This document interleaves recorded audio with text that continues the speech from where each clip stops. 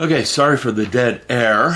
I was working on the top of his head up here, and it's bringing out some of the panel lines on this. Now, a lot of the Gundam people actually use marking pens for this. This is a Micron marking pen.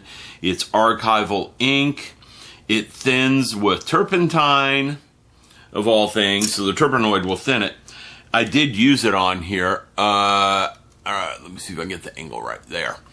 This piece of glass right here, I colored orange with it. And I colored the glass around this port right here with it in orange. And I'm glad I put him at this angle so I could see what I had done to it down here. There. Okay, so I'm not going to do too much more because I don't really want to hurt this at all. I don't want to hurt the way this looks at all because I like how it looks. I don't think it needs much. Honestly, too much will ruin it, and I know that.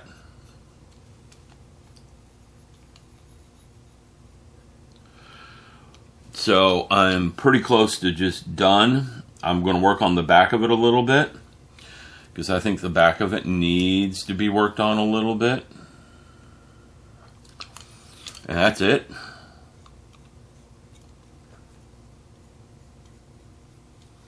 Just working on the gun ports right here. Okay. And the back here is too clean. And the engines right here are too clean. Now I do have some of the burnt umber here, so I can add some brownness to it, but the back of this thing is just far too clean. And it shouldn't be this clean. So I'm getting in here and working on it.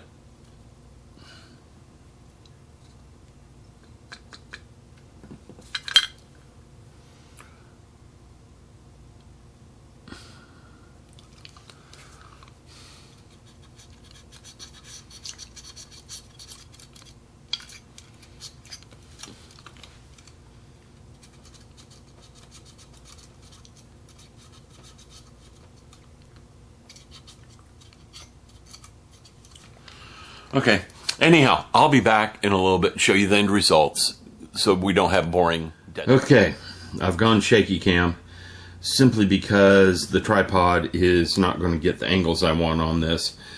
And the camera is picking this up way stronger than it actually is, but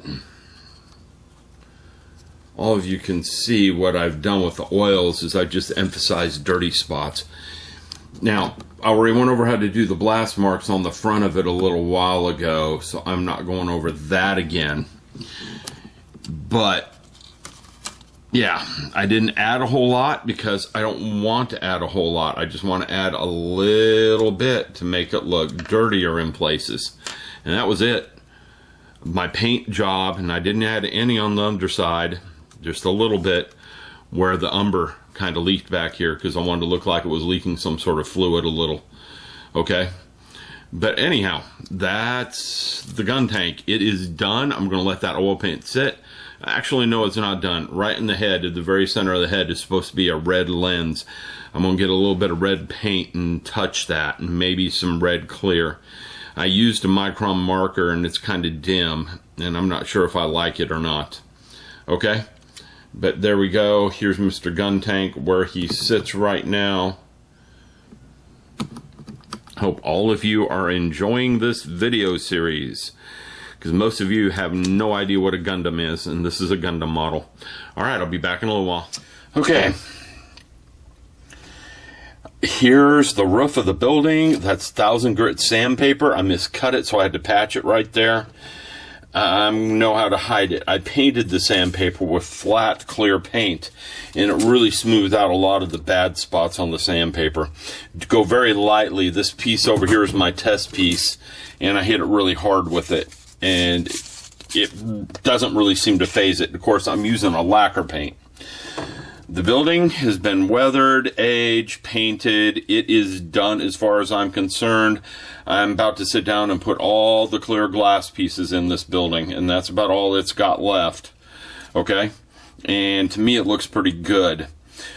So once I get the glass on, I can glue the roof on. I've got a back right here that I painted black so that there's no real light coming in except for through the windows, because it's just going to look funny with no back on it. A roof and no back. All the windows will be lit up, and then you'll tell it's a fake building. So here we go. We're almost done with Mr. Building. I'm not going to put the roof on it until I have the windows in, because it's just going to be easier without that on there. And then I'm going to mount it to the base, then glue the black back on so I can actually put some screws through this and mount it down into the wooden base. I got to pre-drill some holes too. So we're getting near done with the base. Mr. Gundam got finished a few minutes ago. I'll be back in a bit. Okay, everyone. I have the base here. I've done some writing for my layout of how I'm going to do this. It says road right here. This is the road I'm using. And I want to get this laid out because I'm about to start painting this base. Okay? So there's the road that goes there. This rock is going to go there. This rock is going to go there. I don't remember how this rock's set, but that doesn't matter so much. Okay? We're going to have a parking lot here. There's an entrance way to the parking lot I'm cutting out of this that goes there. Okay? Our little building, we pull the road up enough so it'll sit on its own. Our little building that I've been working on all day is going to go here. I have to have a little sidewalk that goes there. I'm going to put a fence around the parking lot. I have a photo etch fence for that, so I'm going to put a fence around the parking lot. Boy, this road just doesn't not want to stay on this table. Okay. I have some trees to put up, some ground. I want to put a crater right here, which means I have to tear up part of my parking lot. Now it says tracks here. What that is for tracks. What I'm going to have to do, I'm trying to decide how to do this, is I might just mix up a little bit of plaster and cut a groove in this with my Dremel, refill it with plaster and embed the tracks. I might do it with something else because plaster will take too long to cure. It took 2 days for this base to cure up enough to work it and to sand the edges of it and that.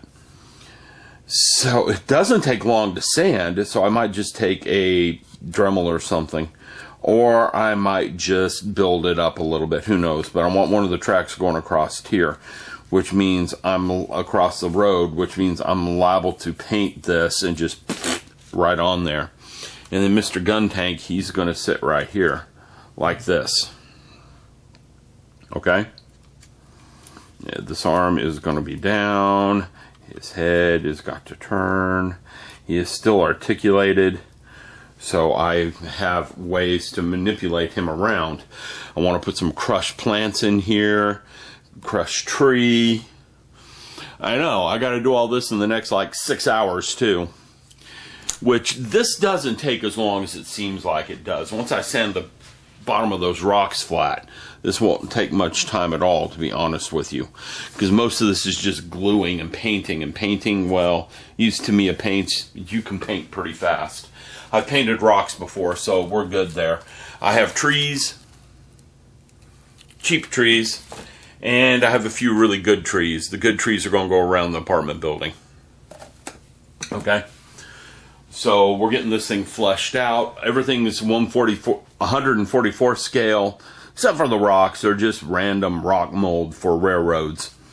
Okay? So I got to work on the rocks first. I got to get the bases of them flattened and cut out correctly and all the flash removed. So that's where I'm at next. Mr. Guntank's done. I don't know how I'm going to mount him to the base. I might just use a little bit of glue and him down on there. I might not glue him at all and just set him in place. Okay? But I would really love to have that hand, and if I can get his face to cooperate. I don't think I'm going to. I don't think I'm going to get his face to cooperate much. Have him looking upwards. The guns are movable as well as these. I left almost all the articulation in place with the Guntank. The only parts I didn't is these tracks can separate out, and I didn't allow that to happen. Well, anyhow, Mr. Guntank, He's getting set aside while I work on all this. Just wanted to show you the layout I'm working on for this. The building is done. The windows are drying out. I still got to drill holes for mounting that building in there. So I'm going to screw it down to the base so it don't move.